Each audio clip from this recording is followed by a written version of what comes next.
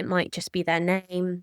But, it's really humbling and moving to see kind of the profound impact that can have on someone to hear themselves again after their stroke for the first time. And I've had, you know, quite powerful experiences of that. I had one client where she had sustained a traumatic brain injury, and at the point I was referred to see her, she was discharged, she was at home. This is 4 years post-injury at this point.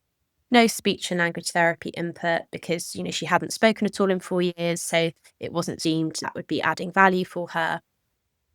And through kind of using different ways into the brain, kind of activating different networks, we were able to kind of trigger some speech for her again. And, I remember her husband was in our sessions and he kind of came out to me afterwards and he sort of had tears in his eyes and said, I never thought I would get to hear my wife's voice again. So it was very emotional for her to hear herself, but also for him. And whilst these were really small inroads that we'd made, we were then able to build, even in a small way on that. It was still significant from what she had previously.